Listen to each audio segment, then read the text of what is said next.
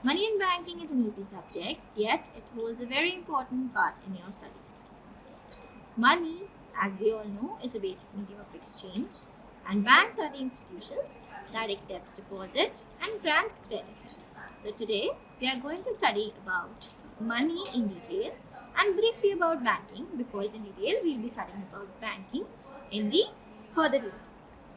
So the objectives of today's lecture is to understand the origin of money, understanding its evolution, exploring the meaning of money, then understanding its types and its evolution. So without delaying further, let's quickly recall the contents of today's lecture, that is introduction, meaning and evolution of money, stages of evolution and classification of money. Let us first go with the introduction part. Money and banking form the backbone of modern economies. Money facilitates medium of exchange, so it's a very important component of the backbone of modern economies. And then comes banking. Banking facilitates acceptance of deposits, creation of credit, creation of money.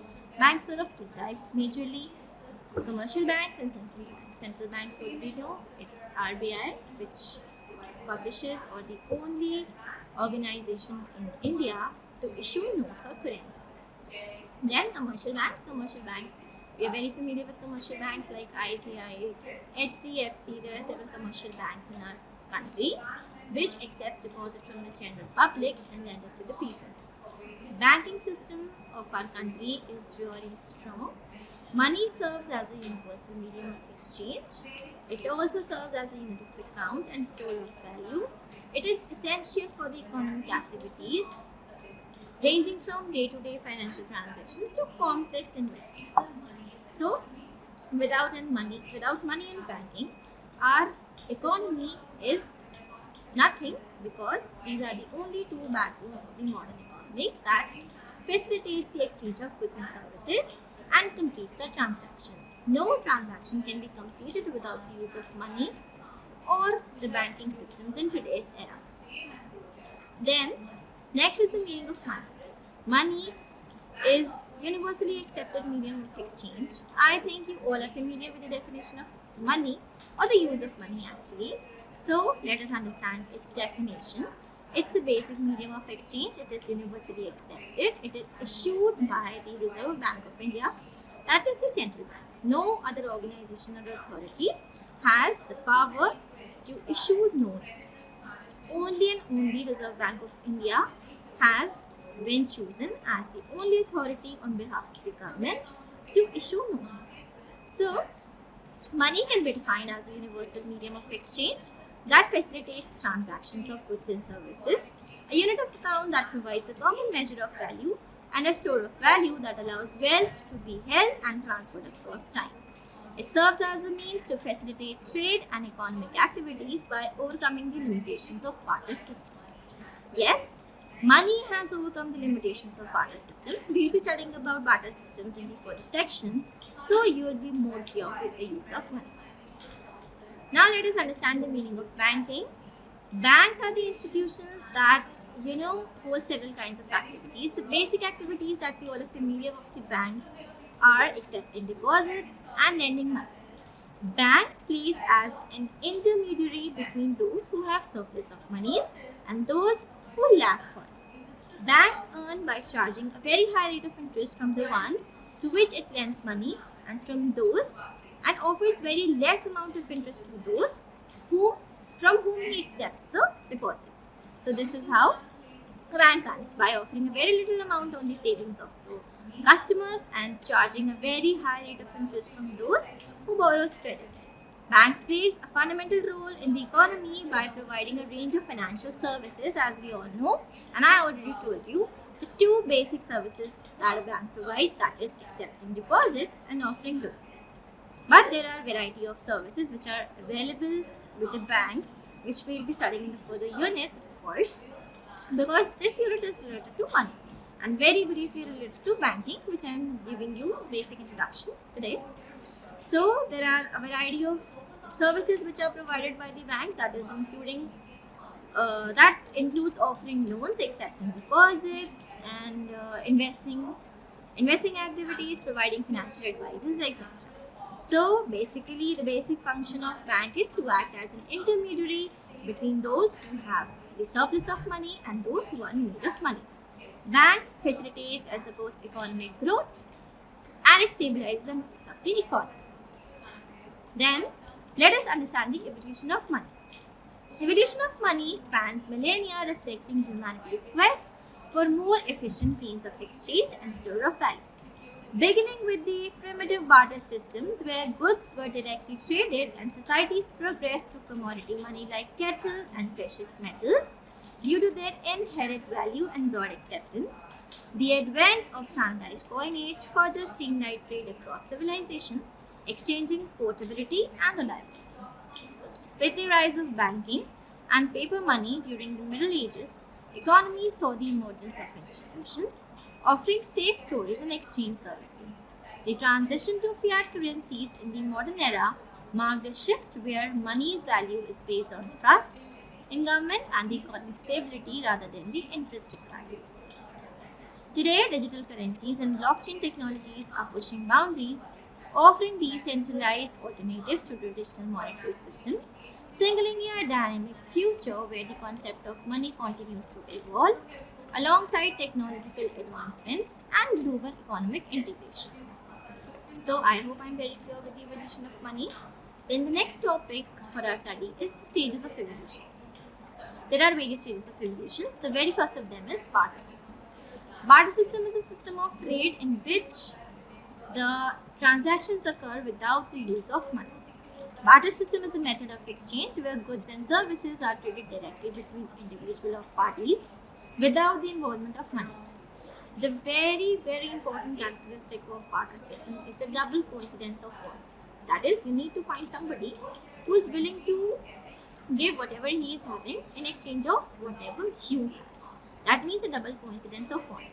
For example, if I need shoes and I have pencil, I would need to find somebody who is willing to want my pencil and ready to give his shoes in exchange.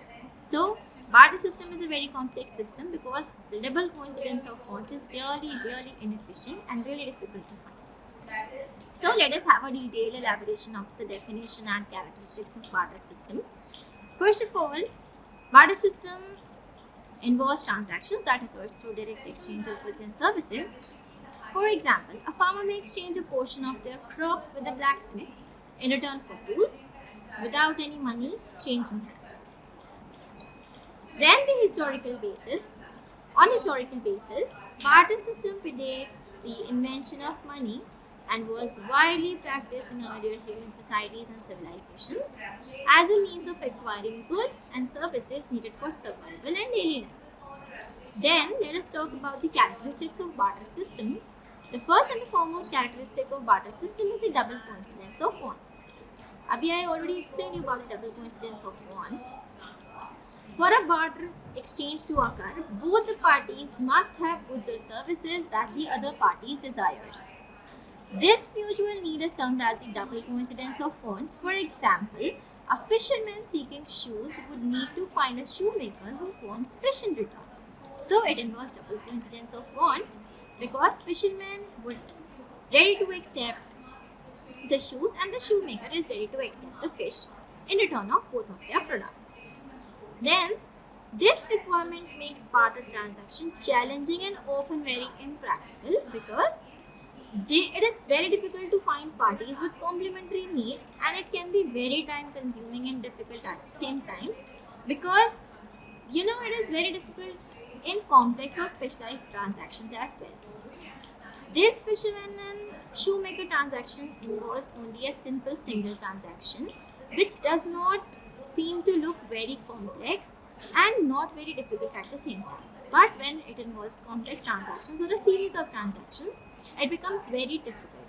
So, barter system has this limitation of double coincidence of funds. Then the second characteristic is inefficiency for complex transactions.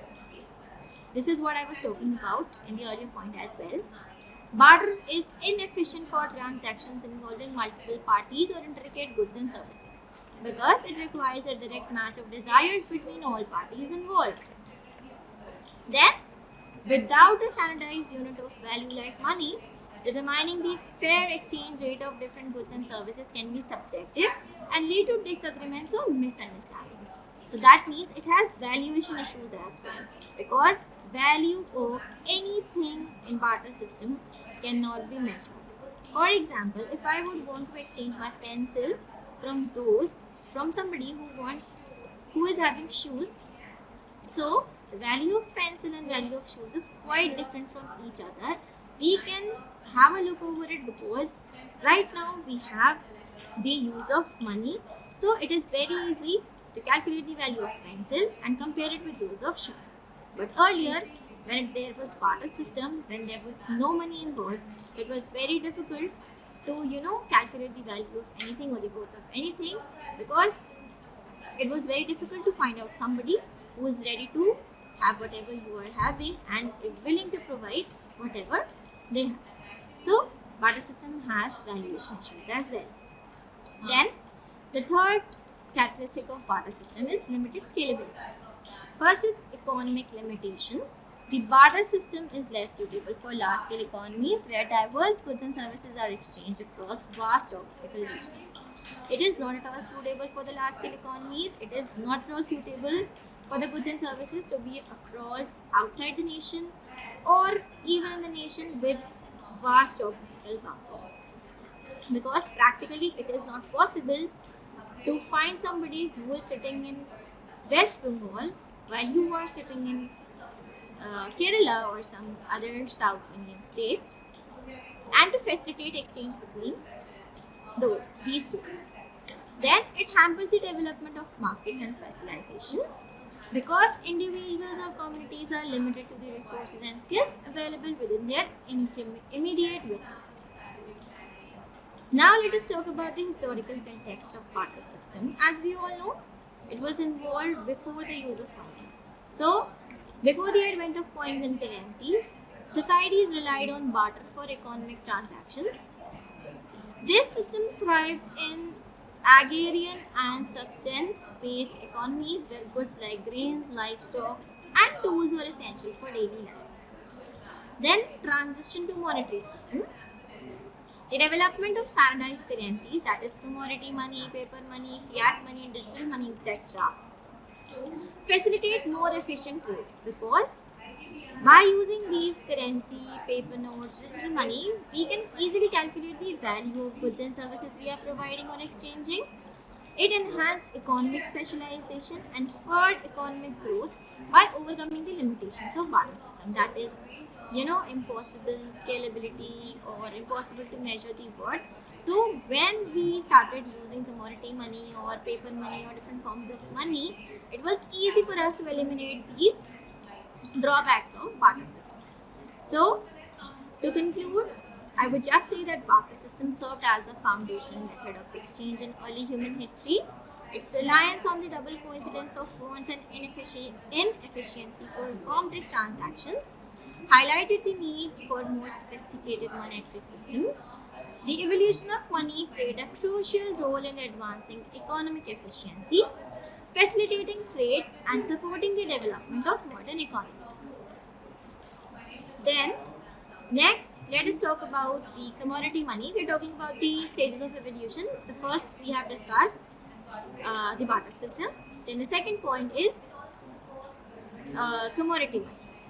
So, commodity money refers to a type of currency that has intrinsic value, meaning its value is derived from the commodity or goods it represents rather than its nominal value as money. Let us discuss it in detail, because I think you do not understand these things really easily with such short definitions.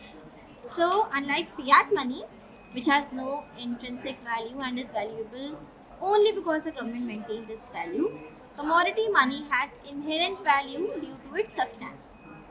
For example, gold, silver, salt, cattle, and even shells have been used as a commodity money.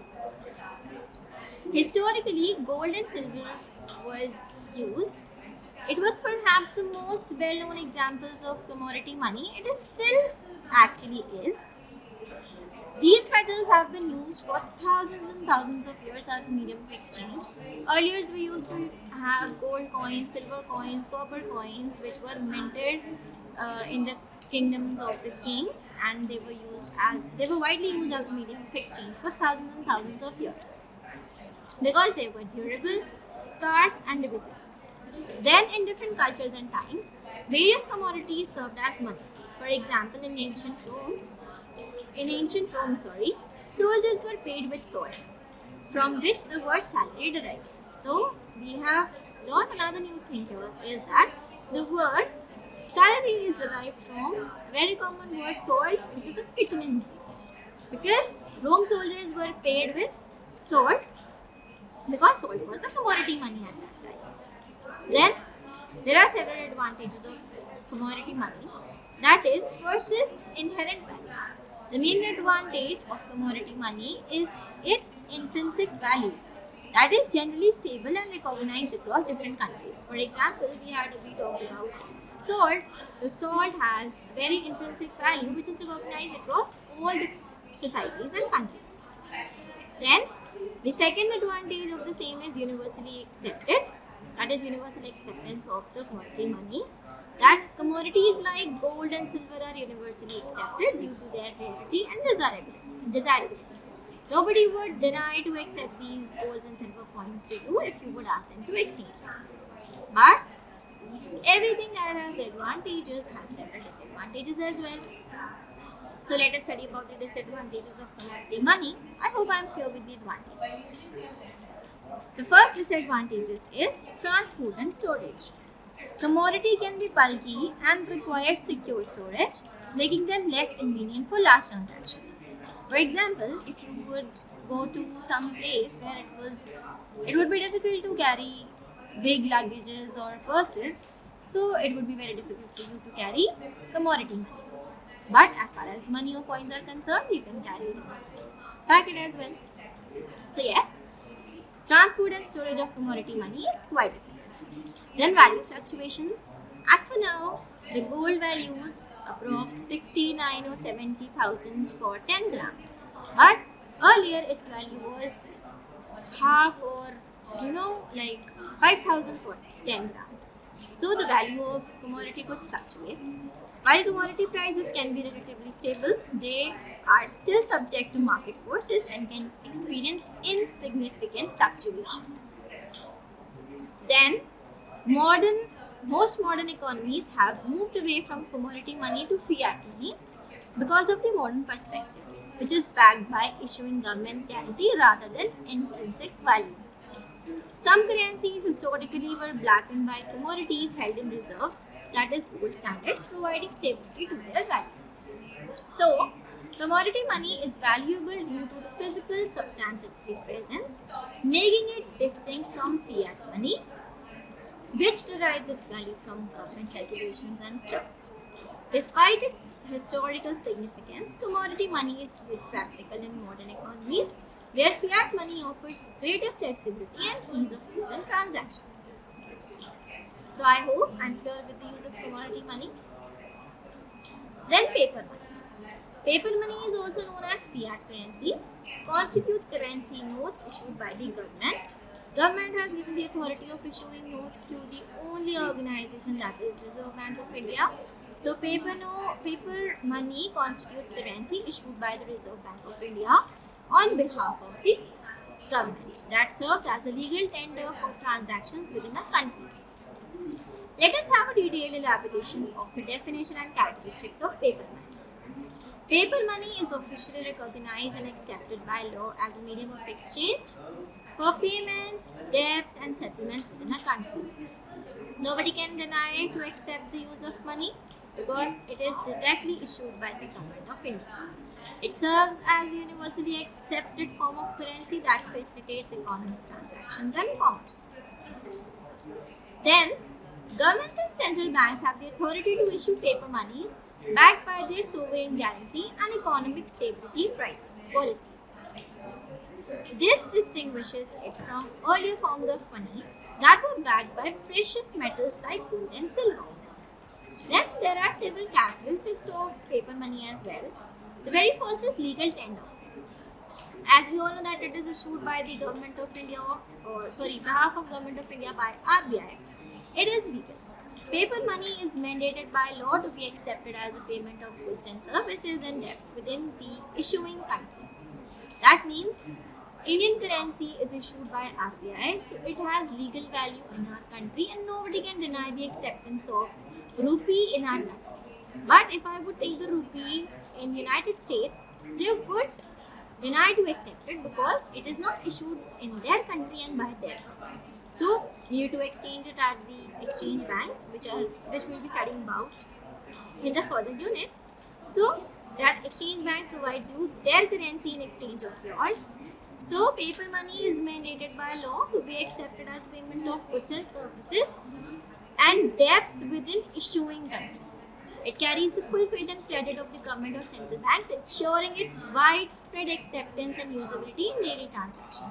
That means for the daily transactions to be held in our country, nobody can deny to accept money, paper notes or coins which are issued by the government of India.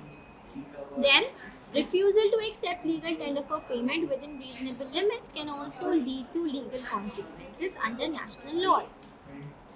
Then the second characteristic for the same is standardization. Currency notes are standardized in terms of size, color, design and security, features to ensure easy recognition, authenticity variation and counterfeit deterrence. Then accessibility. Standardization facilitates efficient handling and use in various economic activities, including retail transactions, banking operations, and international trade.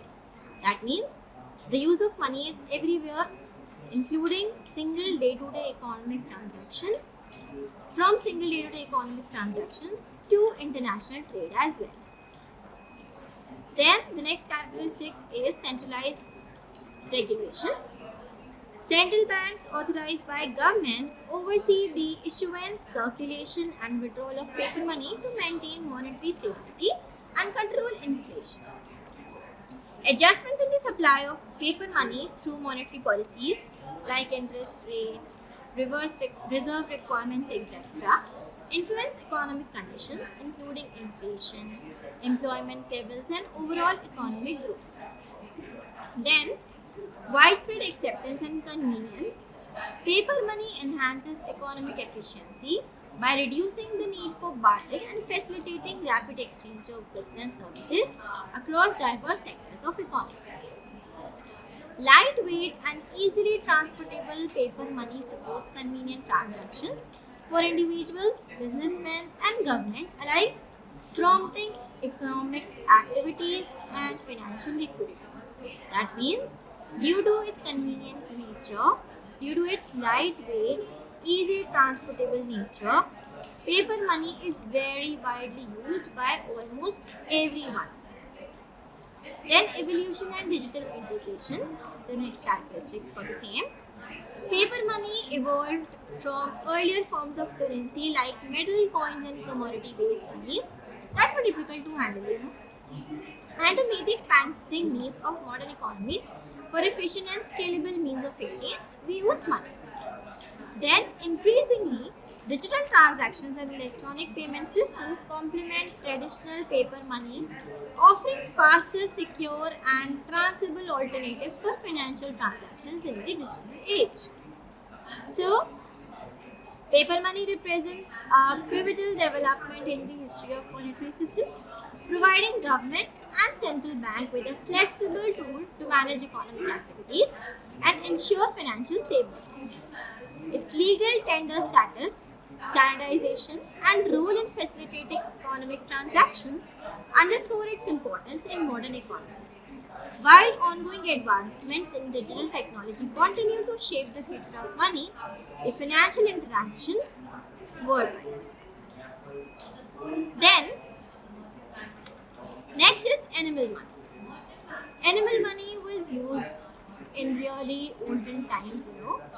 Animal money historically is known as the use of living creatures or parts of animals as a medium of exchange. It provides a unique insight into the diverse form of currency adopted by societies throughout history. Here is a detailed elaboration of the characteristics and definitions of animal money. Basically, animal money refers to the practice of using living creatures or parts of animals as a form of currency in various societies. Like earlier, we used to have godi.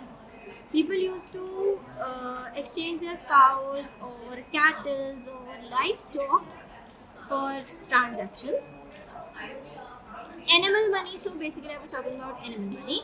Animal money refers to the practice of using living creatures or parts of animals as a form of currency in various societies. This unconventional form of money reflects local environment, cultural beliefs and economic practices of regions where it was utilized. Then, the next characteristic is, the definition goes on as animal money predates modern currency systems and demonstrates the creative ways societies have used natural resources for economic transactions. Now let us begin with the characteristics. First of all, it has intrinsic value. That is, animals or the animal parts chosen for use as money typically possesses intrinsic value based on their rarity, utility, or symbolic significances within the local culture. For example, animals' money includes cowrie shells used in various parts of Africa and Asia, which were valued for their beauty, durability, and association with wealth and status. In some Pacific Islands culture, pigs served as a form of currency due to their importance in rituals, feasting, and social exchanges. The second characteristic is limited acceptance. Animal money was generally accepted within locals or regional contexts rather than being widely circulated across extensive trade networks. Animal money was often rooted in cultural practices and traditions where specific animals held symbolic or ceremonial value beyond their economic functions. Then, let us take an example of our country also, that cows hold a very symbolic value in our country, but it may not have the same value in others. Then the use of animal money was constrained by logistical factors like perishability of live animals or the durability and transportability of the animal parts. Then the third characteristic is historical and cultural significance.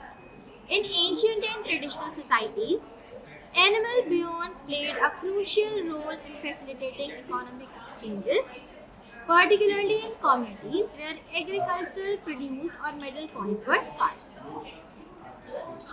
The exchange of animal money also fostered cultural interactions and trade between different communities. For example, as cow is sacred to us, it holds a very symbolic value in our country. People who are Hindus or those who believe that cow is sacred to them also. So those countries would also have a very close or positive relationship due to this value of cow. So the exchange of animal money also fostered cultural interactions and trade between different countries, influencing social dynamics and economic development.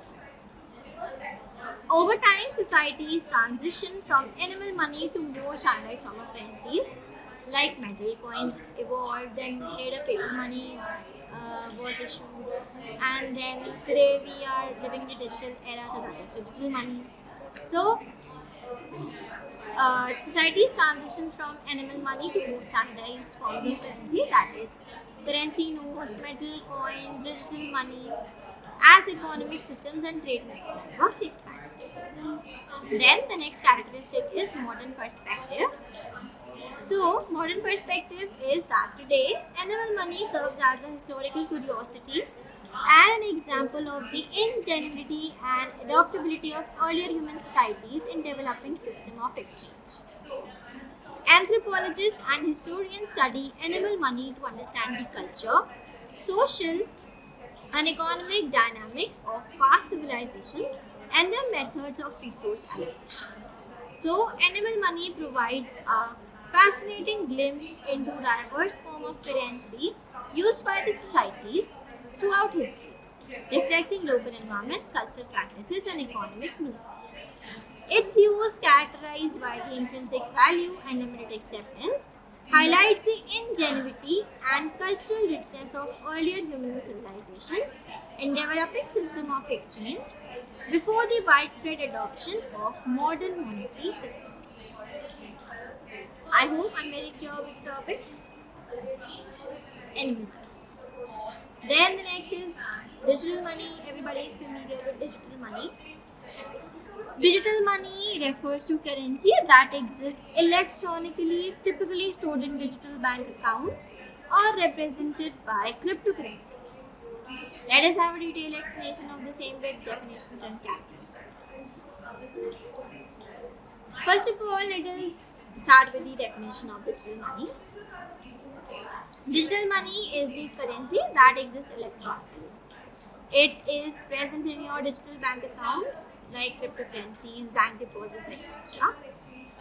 Bank deposits are the funds that are held in checking or saving accounts and are a form of digital money managed by traditional banking institutions. Here you can have electronic transactions through online banking systems. It provides you convenience and accessibility of completing transactions anytime and from anywhere. Next is cryptocurrencies. It includes bitcoins and other digital currencies operating on blockchain technologies. These decentralized forms of digital money enable peer-to-peer transactions without the need of intermediaries like banks, offering new avenues for financial transactions and investments. Bitcoins and cryptocurrencies are very popular these days. Then, characteristics. First is electronic transactions.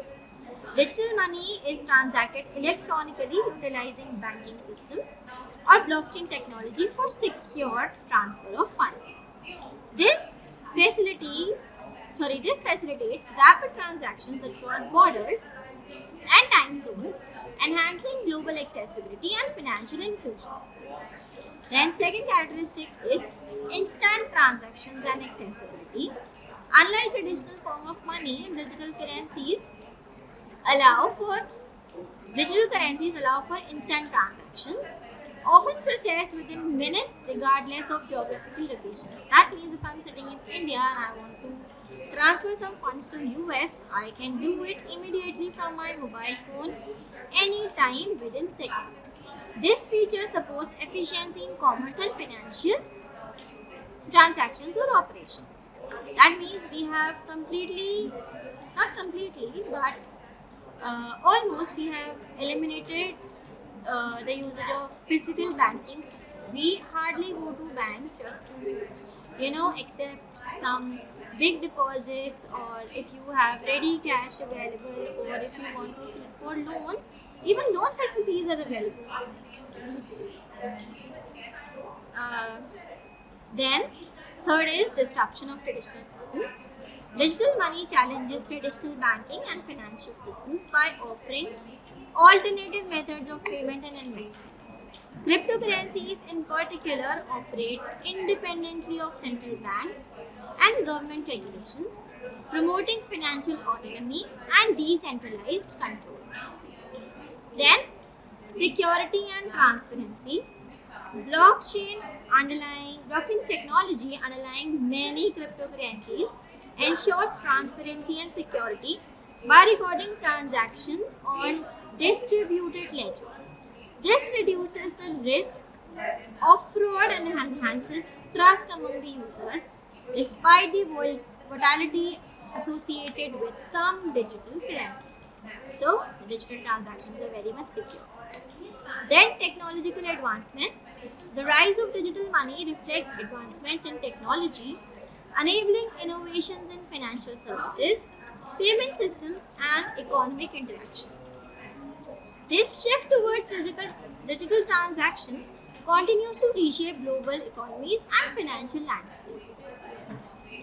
So, digital money represents a transformative shift in how financial transactions are conducted, offering speed to them, that means these transactions are really quick. Offering accessibility, that means these transactions can take place anywhere and anytime. And autonomy to the users worldwide. While cryptocurrencies challenge traditional monetary systems, digital bank deposits maintain stability within established financial framework, collectively contributing to the evolution of modern economies and financial practices. I hope the concept of digital money is really clear with you all. Then, now the very interesting and easy topic is functions of money. Functions of money are of three types, that is primary, secondary and contingent functions. Let us first study the primary functions of money. The very first and foremost function of money is a medium of exchange. We all are familiar with the same. Money is the only medium of exchange which is recognized by the government. Money serves as a vital medium of exchange on economies worldwide because it is issued by the government of India or on the behalf of government of any country, facilitating the smooth exchange of goods and services and assets.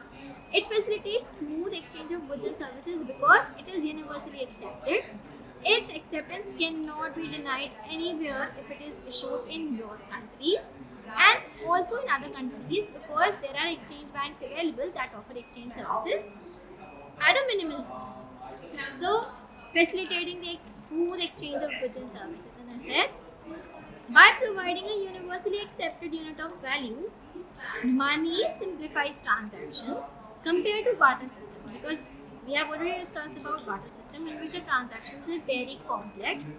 It is very difficult to find somebody, like it is very difficult to complete the characteristic of double coincidence with bonds.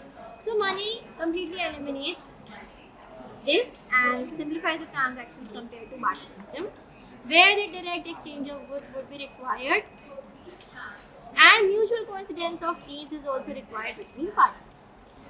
Whether in the form of physical currency like coins and banknotes or digital representations in bank accounts or cryptocurrencies, money enables individuals and businesses to engage in trade efficiently.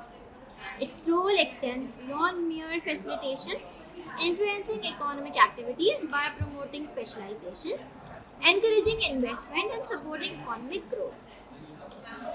As a stable and widely recognized medium, money underpins the functioning of modern economies, ensuring liquidity, fostering trust in transactions, and contributing to overall economic stability and development. Then, so we have discussed that money is a medium of exchange because it is issued by RBI on behalf of the government of India and its acceptance cannot be denied. So, it also helps in facilitating growth and development of the country and completely eliminates the need of barter. The next function is unit of account. The unit of account is a really crucial function of money that provides a standardized measure for the value of goods and services, assets as well as liabilities within an economy. By establishing a common benchmark, it enables individuals, businesses and governments to quantify and compare the worth of various products and transactions. This function is essential for price determination, allowing market participants to set prices based on a universally recognized monetary unit. Moreover, the unit of account facilitates economic calculations like cost-benefit analysis, budgeting and financial planning, providing clarity and transparency in economic decision making, whether expressed in traditional fiat currencies like dollars or euros or in digital forms like cryptocurrencies. The unit of account plays a foundational role in supporting efficient allocation of resources, fostering economic efficiency, and promoting stable economic growth. So, unit of account is the measure of value of goods, service and accessibility by using money within an economy. That means it helps you to compare the worth of different goods and services which are available in the economy, making it really easy to have the comparisons between different types of goods and services, or calculate their values according to the needs of the world. Then the next function of unit is the store of value. Store of value function of money is essential for individuals and business seeking to preserve wealth and transfer it across time periods. Money serves as a reliable repository of economic value by retaining its purchasing power over time, thereby allowing savings to maintain their real worth. This characteristic is crucial in protecting against the erosive effects of inflation, where the value of money declines over time due to rising prices. By holding money, whether in physical form or digital accounts, individuals can safeguard their financial resources against inflationary pressures and ensure their ability to purchase goods and services in the future remains intact. Governments and central banks play a role in maintaining the stability of money's store of value function through monetary policies aimed at controlling inflation and promoting economic stability. Overall, the store of value function enables economic participants to accumulate wealth, plan for the future, and facilitate intergenerational transfer of economic resources with confidence in maintaining purchasing power over extended periods. Then, the next function of money is standard of deferred payments. The standard of deferred payments is a critical function of money that facilitates agreements for future transactions by establishing a reliable framework for promising and enforcing future payments. It allows contracts, loans, and other financial agreements to be denominated in the monetary terms, providing stability and predictability in economic transactions. By agreeing to future payments in terms of a universally accepted monetary unit such as national currency or digital money, parties can mitigate risk associated with fluctuating prices and uncertain economic conditions. This function is not only ensures the enforceability of financial obligations but over time also supports economic planning and investment by providing a stable basis for calculating future values and obligations. Governments and legal systems uphold the standard of deferred payments through laws and regulations that recognize the enforced monetary contracts, thereby underpinning confidence in the reliability and integrity of financial agreements in modern economies. So, we have discussed about the deferred payment system. Then the next is measure of wealth. The measure of wealth serves as a fundamental indicator reflecting the accumulation of assets and financial resources within an economy. It provides individuals, businesses, and policymakers with a quantitative means to assess and compare their financial status over time. That means it is very easy to compare the financial status of two people or many people living within an economy because money helps you to do so. It helps you to measure the wealth, and it's a fundamental indicator reflecting the accumulation of assets.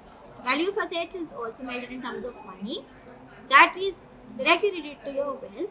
So money helps you to measure your wealth by accumulating the value of assets and the financial resources within an economy.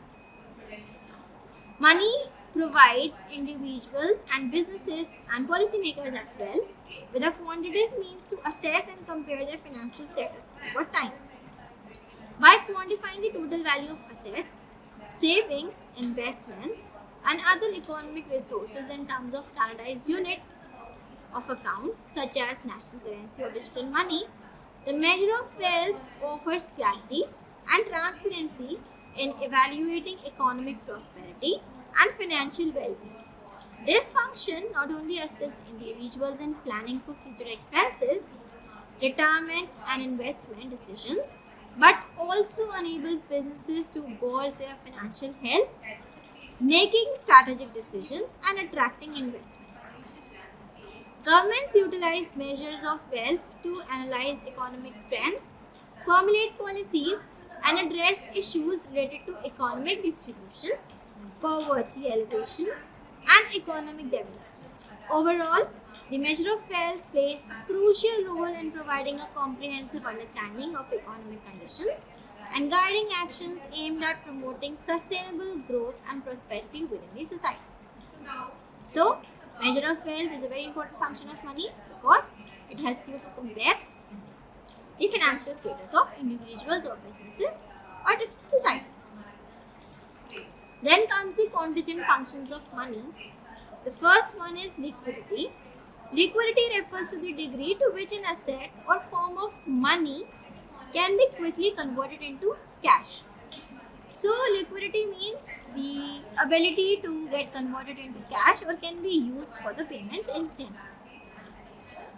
So, liquidity is degree to which an asset or form of money can quickly converted into cash or other assets without significant loss of value. Assets with high liquidity are readily exchangeable in the market. For example, gold reserves, investments, public deposits, and cash in hand, cash at bank.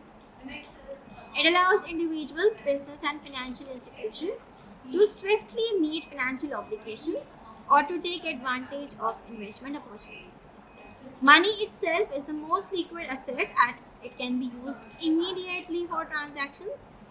This liquidity enhances financial flexibility by providing the means to respond to unexpected expenses, capitalize on favorable market conditions, or adjust investment portfolios efficiently. In the broader economy, liquidity supports economic activities by ensuring that funds and resources can flow smoothly between sectors, facilitating trade and investment and consumption. Central banks plays a crucial role in maintaining liquidity in financial markets through monetary policies like open market operations and setting interest rates which influences the availability of credit and overall liquidity conditions. Overall, liquidity is vital for sustaining economic stability, fostering growth, and enabling efficient allocation of resources within modern economies. Then the next contingent function of money is basis of credit system.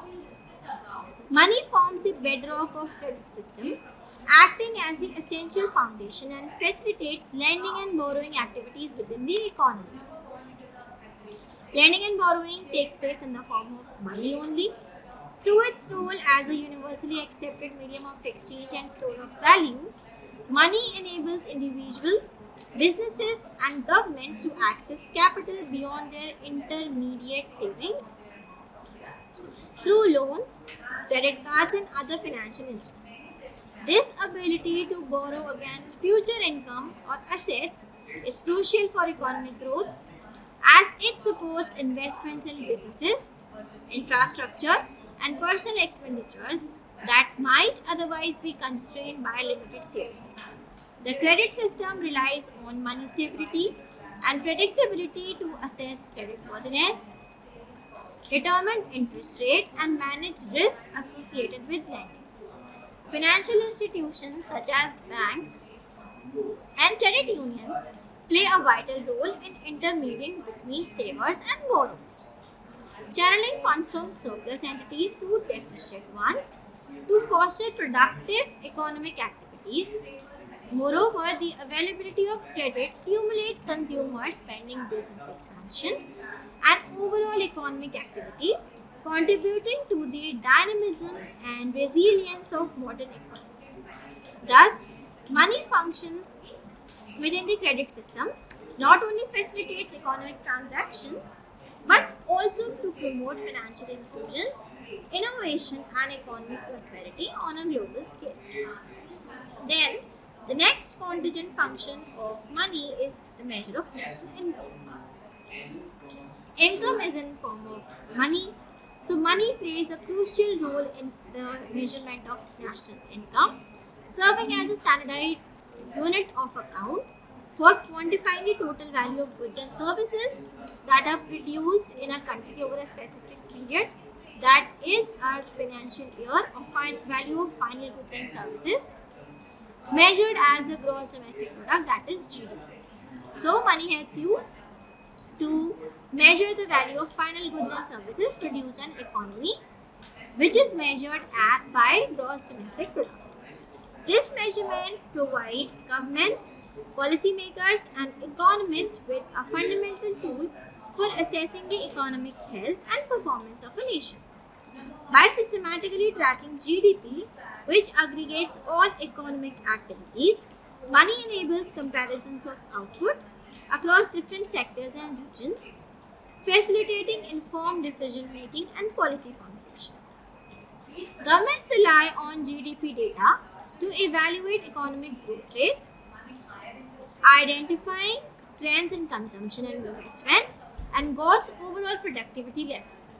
This information guides fiscal policies such as taxation and government spending aimed at promoting economic stability, reducing unemployment, and fostering sustainable development. Additionally, GDP measurement helps monitor the impact of economic policies and external shocks, providing insights into the resilience and adaptability of national economies. Thus, money's role in measuring national income not only provides a comprehensive view of economic performance but also serves as a cornerstone for shaping effective strategies that support long-term prosperity and well-being within societies. Then, the next function of money is the distribution of national income. Money plays a pivotal role in facilitating the distribution of national income among individuals, households, and factors of production within an economy. It serves as a medium through which earnings and rewards are allocated to various participants based on their contributions to production. Wages and salaries are paid to labor for their efforts, rents are collected for the use of land, profits are accrued to entrepreneurs for risk taking and innovation, and interest payments compensate capital providers for the use of their funds.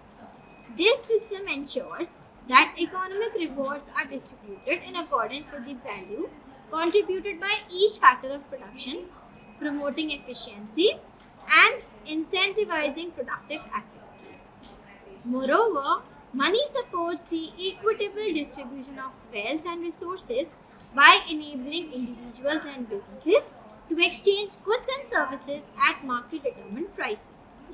Through financial transactions, savings, investments, and consumption patterns, money facilitate economic interactions that contribute to the overall distribution of income and wealth across society. Policymakers use monetary policies and regulations to influence income distribution, aiming to achieve social objectives like reducing inequality, promoting social mobility, and ensuring sustainable economic growth. Thus, money's role in the distribution of national income not only fosters economic efficiency but also underpins social cohesion and equity within modern economies.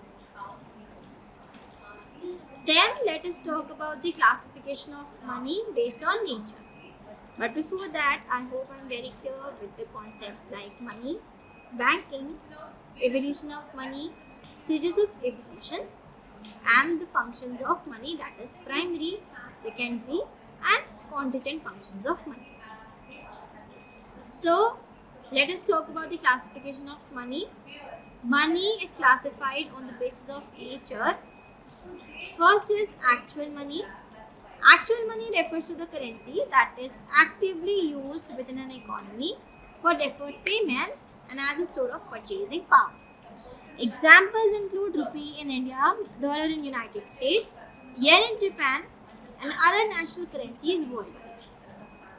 This form of money serves as a universally accepted medium of exchange, enabling individuals and businesses to conduct transactions for goods, services, and financial assets. As a store of purchasing power, actual money allows holders to save wealth over time without significant loss of value, mitigating the effects of inflation and ensuring liquidity for future expenditures. Central banks and governments play a critical role in maintaining the stability and confidence in actual money through monetary policies such as controlling inflation rates and regulating money supply, which affects its purchasing power and overall economic stability. Overall, actual money is foundational to the functioning of modern economies, supporting economic transactions, financial stability, and overall prosperity of societies. Then, second is money of accounts.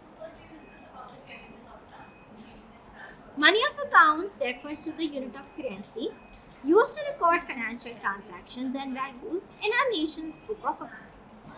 Financial statements and economic indicators, like in our country India, the rupee serves as both actual money used for everyday transaction and as the designated unit of account for measuring and recording economic activities.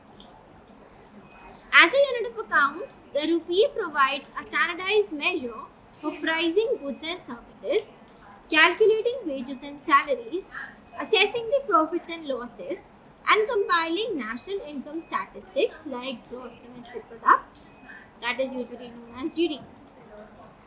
This dual role ensures consistency and uniformity in financial reporting and economic analysis, enabling business, government agencies, and individuals to effectively track and manage their financial activities. The stability and credibility of money of accounts are crucial for maintaining confidence in the financial system and supporting robust economic decision making and policy formulation. Central banks and monetary authorities play a vital role in safeguarding the integrity of money of accounts through regulations, monetary policies, and oversight of financial markets to ensure accuracy and reliability in economic data. Overall, the money of accounts is essential for organizing and interpreting economic information, facilitating efficient resource allocation, and promoting economic transparency and stability within the nation's economy. Then, the next is legal tender money. Legal tender money refers to the currency that is authorized by the government and accepted as a valid means of payment nationwide. This category includes both paper money issued by central banks and metallic monies minted by governmental authorities. Legal tender money holds the unique status of being legally recognized for settling debts, obligations, and transactions within a country's borders, not outside it. That means legal tender money can only be used within the boundaries of a country to settle your debts. It facilitates the smooth functioning of daily economic activities by providing a universally accepted medium of exchange that individual businesses and government entities can use confidently for buying goods and services, paying taxes, and conducting financial transactions. Within legal tender money, there are two subtypes, that is limited tender money and unlimited tender money. Now, what is limited tender money? Limited tender money refers to the currency that is legally accepted for settling debts up to a certain limit specified by government or contractual agreements. This type of money may have restriction on its use in specific transactions or context. Now, what is unlimited tender money? Unlimited tender money represents currency that has no restrictions on its acceptance for payment and is universally recognized across all transactions within the national economy. This type of money enjoys full legal tender status and is widely circulated as a primary medium of exchange. The stability and reliability of legal tender money are crucial for maintaining trust and confidence in the financial system. supporting economic transactions and ensuring the smooth functioning of markets. Central banks and monetary authorities oversee the issuance, circulation, and regulation of legal tender money to uphold its integrity, safeguards its value, and promote economic stability. Overall, legal tender money plays a foundational role in modern economies, providing a stable basis for economic interactions, financial planning, and societal well-being. Then, next is optional money. Now, what is optional money? Optional money refers to financial instruments and forms of payments that are accepted by public for transactions but not legally mandated as a means of settling debts or obligations. For example, bills of exchange, checks, and traditional instruments like hundis, which were used earlier, not now. Unlike legal tender money, which is authorized by governments for widespread acceptance, optional money relies on mutual agreement and customary practices among parties involved in transactions. For example, I want to buy a refrigerator for my home. I have a loan. I went to their shop and purchased a refrigerator for rupees 60,000, but I did not pay them immediately, and the shopkeeper has offered me a bill of exchange. That's completely optional. It is not mandated by the government. It is not a legally accepted medium of exchange. It is legally accepted medium of exchange, but not issued by government or not an authorized one. So it is the optional money. So it includes bills of exchange, checks, and traditional instruments like hundis used in certain cultures. Unlike legal tender money, it is authorized. It is not authorized by the government. It does not have a widespread acceptance. It relies on mutual agreement and customary practices among parties involved in transactions. These instruments facilitate economic activities by providing flexibility and convenience in making payments, especially in business transactions, trade, and commerce. Bills of exchange, for instance, allow parties to defer payment obligations or facilitate international trade by providing a mechanism for transferring funds across borders. Checks, on the other hand, offers a convenient method for individuals and businesses to transfer money and settle financial obligations without the need of physical currency. That means whatever amount is given in the check, that amount is directly credited into your bank accounts without the use of physical currency. While optional money is widely accepted and plays a significant role in facilitating economic transactions, its use and acceptance depend on mutual consent and adherence to established practices rather than legal mandate. This flexibility allows for innovation in financial services and supports diverse forms of economic exchange, contributing to efficiency and adaptability of modern economies. Regulatory frameworks and commercial laws often govern the use of optional money to ensure reliability, enforceability of contracts, and protect the interests of parties involved in the financial transactions. Overall, optional money supplements legal tender money by offering additional avenues for conducting transactions and managing financial obligations in diverse economic contexts.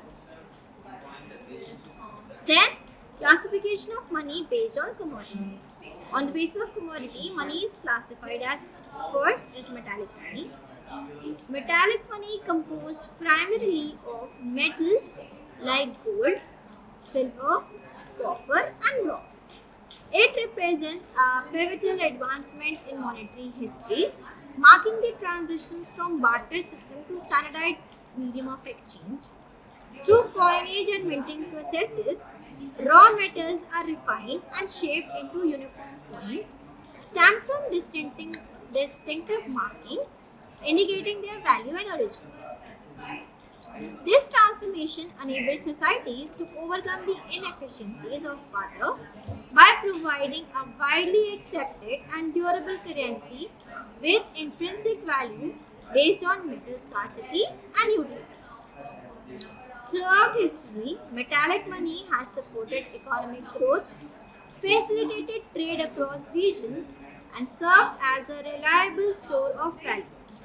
Despite the evolution towards fiat currencies and digital payments in modern economies, metallic money retains cultural and historical significance, reflecting its enduring role in shaping economic systems and preserving monetary traditions.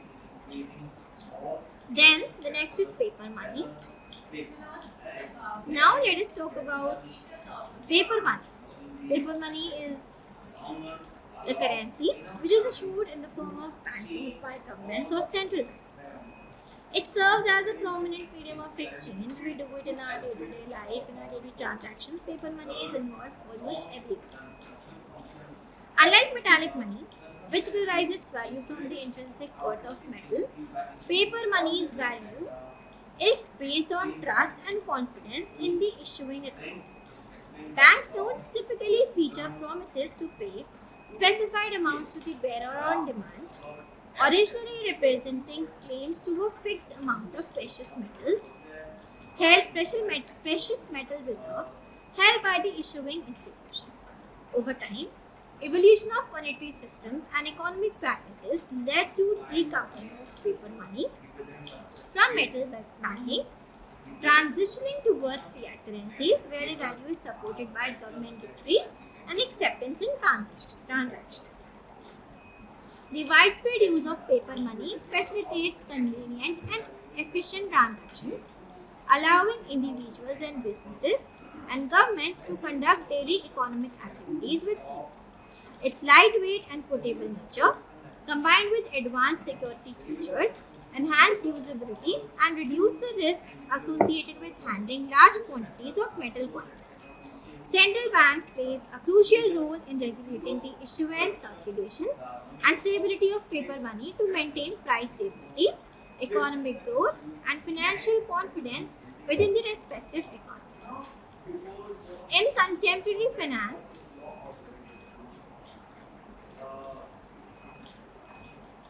alongside digital payment systems, paper money remains integral to monetary policy, framework, and financial infrastructure.